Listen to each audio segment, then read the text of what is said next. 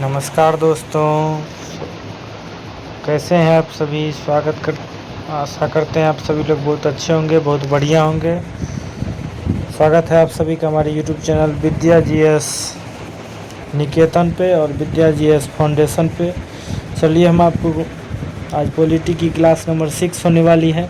जैसा कि आपको बताया गया था, सारे क्लास आपको टाइम टेबल चल रही है।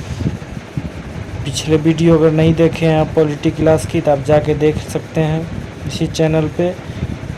प्लेलिस्ट वाले सेक्शन में पॉलिटी की ऑल कॉम्पिटिटिव एग्जामिनेशन के लिए बनी हुई है प्लेलिस्ट। कल पॉलिटी की क्लास नंबर 5 थी, जिसकी वीडियो आप जाकर देख सकते हैं चैनल पे। हम लोग ग्रुप डी रेलवे के लिए स्पेशल रेलवे रत्न सीरीज के नाम से साइंस की क्लास चला रहे हैं। अभी तक 2 मैराथन हो चुके हैं, तो इसको जाके देख लीजिए, इसी चैनल पे है। आपको बहुत सारे सर 40-45 दिन में साइंस कंप्लीट करा रहे हैं। हम भी 40-45 क्लास लेके साइंस को कंप्लीट करा देंगे। रेलवे रत्न सीरीज के नाम से चल रहा है ये सीरीज। प्ले लिस्ट वाले सेक्शन में इस क्लास को भी देख लेंगे। चलिए, तो हम लोग प्लीज़ सब्सक्राइब माई चैनल। अगर चैनल पे नए हैं तो चैनल को सब्सक्राइब कर लेंगे, वीडियो को ज़्यादा से ज़्यादा शेयर करेंगे। चलिए, तो हम लोग आज पॉलिटी पढ़ने वाले हैं, जिसमें हम लोग पढ़ने वाले हैं अनुसूचियाँ और जितने भी संविधान की विशेषता है उसी के बारे में पढ़ने वाले हैं। चलिए, कैरेक्टरिस्टिक्स ऑफ इंडियन फेडरलिज्म। भारतीय संविधान राज्य संघ जो है उसकी पद्धति, उसकी विशेषता, अनुसूची सब के बारे में पढ़ेंगे। चलिए, वीडियो को जैसे अपने दोस्तों तक शेयर कर दें, जिस भी ग्रुप में आप एक्टिव हैं उसमें फैला दें।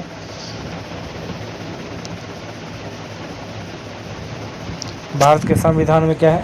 स्वतंत्र न्यायपालिका है, इंडिपेंडेंट जुडिशरी है। भारत में एक स्वतंत्र न्यायपालिका है और शक्तियों का विभाजन कैसा है? Divisions of power. केंद्र और राज्य के बीच शक्तियों का स्पष्ट विभाजन किया गया है, ताकि केंद्र और राज्य के बीच कोई मतभेद न हो सके। दोनों में अलग अलग विभाजन किया गया, उसके लिए अलग अलग संविधान में कॉन्स्टिट्यूशनल बॉडी बनाए गए हैं, जो दोनों को अलग अलग टैक्स के लिए अलग अलग विभाजन किया गया है। राज्यसभा में असमान प्रतिनिधित्व, अनइक्वल प्रेजेंटेशन ऑफ राज्यसभा। संबंध में होने वाली इकाइयों में राज्यसभा में असमान प्रतिनिधित्व दिया गया है। सभी राज्य का जनसंख्या के बेसिस पे राज्यसभा में, लोकसभा में सभी में अपना अपना प्रदर्शन दिया गया। जैसे उत्तर प्रदेश जनसंख्या में सबसे आगे है, तो उसकी उतनी सीट ज़्यादा है लोकसभा में या राज्यसभा हो। ऐसे ही बिहार जितने नंबर पे आता है, इसके जितना सीट है, वैसे ही सब जनसंख्या के बेसिस पे विभाजन किया गया है सीटों का। चलिए, तो केसी वियर से आप क्या कहते हैं? केसी वियर ने कहा है, उन्होंने भारतीय संघवाद को सहकारी संघवाद कहा है और भारत को अर्ध संघात्मक राज्य कहा है। हमेशा याद रखना है, बहुत इनके बारे में ऐसे सीरियल में फेवरेट क्वेश्चन है। केसी वियर का क्या कथन है? भारतीय संविधान को या भारतीय शासन व्यवस्था को इन्होंने अर्ध संघात्मक राज्य कहा है, बताया है। जब चलिए, डॉक्टर भीमराव अम्बेडकर जी ने क्या कहा है? उन्होंने कहा है कि संविधान को संघात्मकता के तंग ढांचे में नहीं ढाला गया है। उन्होंने कहा है कि संविधान को संघात्मकता के ढांचे में नहीं ढाला गया है। संवैधानिक अवधारणाएं क्या है? कॉन्स्टिट्यूशनल कॉन्सेप्ट, गणतंत्रीय अवधारणा है, रिपब्लिक कॉन्सेप्ट है इसका। संविधान में संवैधानिक अवधारणाएं हैं कि संविधान मूल रूप से जनता के लिए है, जनता के द्वारा है। गणतंत्र कब हुआ था इंडिया? 26 जनवरी 1950 को, इसलिए गणतंत्रीय अवधारणाएं भी हैं। गणतंत्र एक ऐसा राज्य जिसमें जनता सर्वोच्च हो और जनता की शक्ति निर्वाचित प्रधान के निहित हो और सरकार जनता द्वारा निर्वाचित प्रतिनिधि की हो। जैसे लोकतंत्र का परिभाषा है ना, definition, to the people, by the people, for the people. जनता का, जनता के लिए और जनता के द्वारा, डेमोक्रेसी। वैसे ही ये सभी संविधान के मूल अवधारणा है इंडिया में भी, कि जनता द्वारा ही चुना जाएगा सरकार, जनता के लिए होगा और जनता का ही होगा, प्रतिनिधित्व करेगी। चलिए आगे बढ़ते हैं। संवैधानिक सरकार, कॉन्स्टिट्यूशनल गवर्नमेंट, ऐसी सरकार जो व्यक्ति की स्वतंत्रता के हित में राज्य की सत्ता पर प्रभावकारी प्रतिबंध लगाती है। और सत्ता में सरकार किसी भी काम पर प्रतिबंध लगा सकती है और संविधान की सीमाओं से परिबद्ध हो। तो इंडिया में ऐसा नहीं है। इंडिया में सरकार संविधान से बंधे हुए हैं, उसकी परिसीमा में ही, उसके अंदर रहकर ही काम करना होता है। ये नहीं है संविधान में जनता का मौलिक अधिकार का हनन हो जाएगा। चलिए आगे बढ़ते हैं। समानता, इक्वलिटी है यहाँ पे सभी को संविधान में। समाज में समानता का एक निहितार्थ यह है कि उसमें विशेषाधिकार का अभाव है। विशेष अधिकार नहीं दिया गया, लेकिन सभी वर्ग के लोग रहते हैं ना इंडिया में।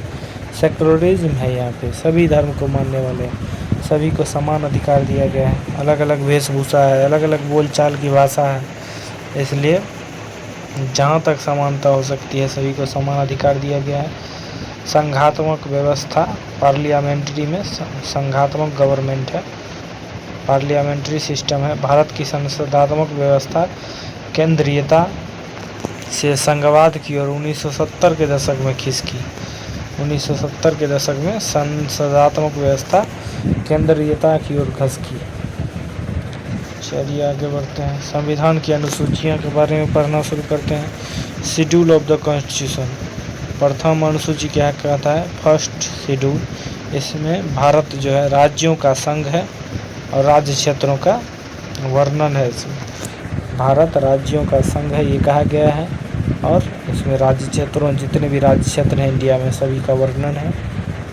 चलिए आगे बढ़ते हैं। द्वितीय अनुसूची, सेकेंड शेड्यूल। इसमें राष्ट्रपति, राज्यपाल, लोकसभा उपाध्यक्ष, सर्वोच्च न्यायालय के न्यायाधीश, उच्च न्यायालय के न्यायाधीश, नियंत्रक, महालेखा परीक्षक आदि के वेतन, भत्ते और पेंशन का वर्णन है। इसका एक ट्रिक भी है। जैसे फर्स्ट में क्या था?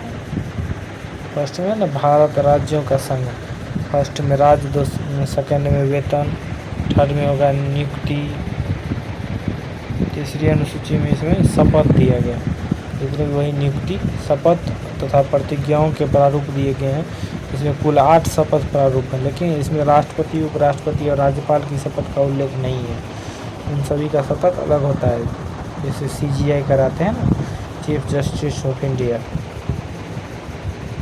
चलिए आगे बढ़ते हैं। चौथी अनुसूची, फोर्थ शेड्यूल। इसमें राज्य और केंद्र शासित प्रदेशों के लिए राज्यसभा की सीटों का बंटवारा, सीटों का बंटवारा हो गया चौथी में। इतना याद रखना है, राज्यसभा के सीटों का बंटवारा चौथी अनुसूची में। पांचवी अनुसूची, फिफ्थ शेड्यूल। इसमें अनुसूचित क्षेत्रों और अनुसूचित जनजाति के प्रयासों और नियंत्रणों से संबंधित प्रावधान है। फिफ्थ अनुसूची में अनुसूचित जनजाति और प्रशासन और नियंत्रण से संबंधित प्रावधान है। छठी अनुसूची में, पांचवी में इतना याद रखना है, SC/ST से संबंधित है। छठी अनुसूची में शेड्यूल, इसमें असम, मेघालय, त्रिपुरा और मिजोरम के जनजाति क्षेत्रों में प्रशासन के बारे में उपबंध है। चलिए सातवीं अनुसूची, इसमें केंद्र और राज्य सरकार के मध्य विधायी शक्तियों का विभाजन का वर्णन है। ये शक्तियाँ राज्य, संघ सूची और समवर्ती सूची में विभक्त। संघ सूची क्या होता है? Union list. इसमें राष्ट्रीय महत्व के विषय शामिल किए गए हैं जिन पर कानून बनाने का अधिकार किसको होता है? संघ सूची पर कानून बनाने का अधिकार संसद के पास। इसमें 97 विषय मूल रूप से शामिल थे, लेकिन वर्तमान में 98 हो गए हैं। इसमें रक्षा, विदेश, नागरिकता, मुद्रा आदि विषय शामिल है, जिस पे संसद कानून बनाती है। सेकेंड होता है राज्य सूची, स्टेट लिस्ट। इस पर कानून बनाने का अधिकार राज्य सरकार के पास है। मूल रूप से उसमें 66 विषय थे, लेकिन वर्तमान में घटाकर 61 हो गए। 4 जो है निकाल करके कंकरेंट लिस्ट में डाल दिया गया है, जिसे कि समवर्ती सूची कहा जाता है, कंकरेंट लिस्ट। इस विषय पर कानून बनाने का अधिकार केंद्र और राज्य दोनों सरकार को होता है। यदि दोनों कानून में विवाद उत्पन्न हो जाता है तो केंद्र का नियम लागू होता है और राज्य सरकार का नियम वहाँ फेल हो जाता है। जैसे एक शिक्षा, बिहार की बात करते हैं, जैसे शिक्षा बिहार में नीतीश सरकार कुछ और नियम बना देते हैं, केंद्र सरकार बनाती है, सभी यूनिवर्सिटी को मानना होगा, तो यहाँ पे केंद्र सरकार का नियम लागू होगा, नीतीश सरकार का नियम वहाँ फेल हो जाएगा। इस सूची में मूल रूप से 47 विषय शामिल थे, लेकिन वर्तमान में 52 हो गए हैं। वहाँ जो 61 से 65 हुआ है, यहाँ में बढ़ गया है। इसमें कुछ उदाहरण हैं: वन, दिवालियापन, मिलावट, श्रमिक विवाह, शिक्षा, सामाजिक और आर्थिक, दंड विधि की प्रक्रिया, औद्योगिक विवाद, विद्युत, जनसंख्या नियंत्रण, परिवार नियोजन, बांट माप, उत्तराधिकार, समाचार पत्र पुस्तकें, मुद्रान्वय, न्याय प्रशासन, जानवरों के प्रति क्रूरता, रोकथाम, आपराधिक मामले, सभी केस में आते हैं। कंकरेंट लिस्ट, वन्य जीव जंतु संरक्षण, कारखाने, ये सभी का 42वें संविधान संशोधन 1976 के द्वारा 5 विषय: शिक्षा, वन्य जीव और पक्षियों का संरक्षण, न्याय, भार, माप तोल, राज्य सूची से हटाकर संवर्ती सूची में जोड़ा गया था। चलिए अब अपशिष्ट शक्तियाँ भी है संविधान में। अपशिष्ट शक्तियाँ वे विषय हैं जिसपे तीनों संघ सूची, राज्य सूची और संवर्ती सूची में शामिल नहीं किया गया है। इन विषय पर कानून बनाने का अधिकार ओनली केंद्र सरकार के पास है। भारतीय संविधान के अनुच्छेद 248 में इसका उल्लेख है और यह शक्तियाँ कनाडा के संविधान से ली गई है। चलिए आगे बढ़ते हैं। 8वीं अनुसूची, यह अनुसूची 22 संवैधानिक भाषाओं से संबंधित है। शुरुआत में संवैधानिक भाषाएं थी 14, अब बढ़ के कितनी हो गई है? 22। 21वां संविधान संशोधन 1976 के द्वारा सिंधी भाषा को जोड़ा गया। 71वां संविधान संशोधन 1992 में कोंकणी, मणिपुरी, नेपाली भाषा को जोड़ा गया। याद रखने वाला बहुत फेवरेट क्वेश्चन है इसमें। 92वें संविधान संशोधन 2003 में बोडो, डोगरी, मैथिली और संथाली भाषा को जोड़ा गया। वर्तमान में 22 भाषाएं इस प्रकार हैं: हिंदी, संस्कृत, मराठी, गुजराती, कन्नड़, असमिया, कोंकणी, कश्मीरी, मणिपुरी, बंगला, नेपाली, ओडिया, मलयालम, पंजाबी, सिंधी, तमिल, तेलुगु, उर्दू, डोगरी, बोडो, मैथिली और संथाली। सभी के नाम याद रख लीजिएगा, आता है क्वेश्चन में। इनमें से कौन आपकी राष्ट्रीय भाषा है, याद रहेगा तभी ना। चलिए 9वीं अनुसूची, यह अनुसूची प्रथम संविधान संशोधन 1951 द्वारा जोड़ा गया था। 9वीं अनुसूची कब जोड़ा गया? 1951 द्वारा जोड़ा गया था और इसमें भूमि सुधार संबंधित कानून शामिल है। इस अनुसूची में शामिल किए कानून को न्यायालय में चुनौती नहीं दी जा सकती। चलिए 10वीं अनुसूची पढ़ते हैं। इस अनुसूची में दल बदल कानून से संबंधित प्रावधान, जिसमें 52वां संविधान संशोधन द्वारा 1985 द्वारा जोड़ा गया था और 91वां संविधान संशोधन 2003 के द्वारा इसे संशोधित किया गया। इसका उद्देश्य है दल बदल को रोकना। कोई भी नेता किसी पार्टी से बहुमत प्राप्त कर लेता है, बाद में दूसरे पार्टी को ज्वाइन कर लेता है। ये नियम को हटा दिया गया है। अगर आप उस पार्टी में जाना है तो फिर से आपको बहुमत प्राप्त करना होता है इलेक्शन चुनाव जीतना।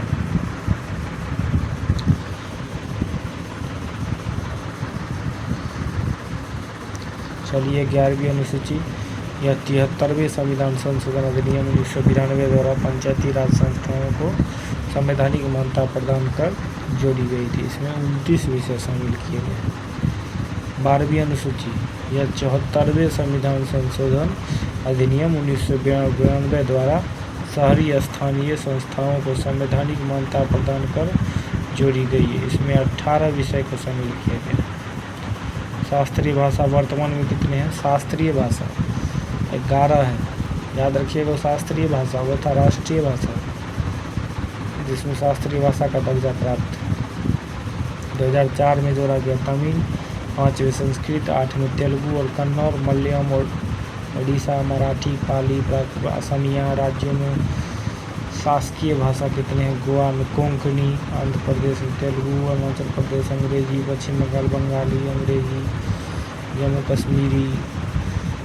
कश्मीरी उर्दू, अंग्रेजी, डोगरी, हिंदी सब बोला जाता है। मेघालय में अंग्रेजी, लक्षद्वीप में मलयालम, त्रिपुरा बंगाली, दादरा नगर हवेली मराठी, गुजराती सब। केरल में मलयालम, बिहार में हिंदी और उर्दू। चलिए आज के लिए इतना ही। Thanks for watching our video को ज़्यादा से ज़्यादा शेयर करेंगे। चैनल पर नए हैं चैनल को सब्सक्राइब कर लेंगे। जय हिंद, जय भारत।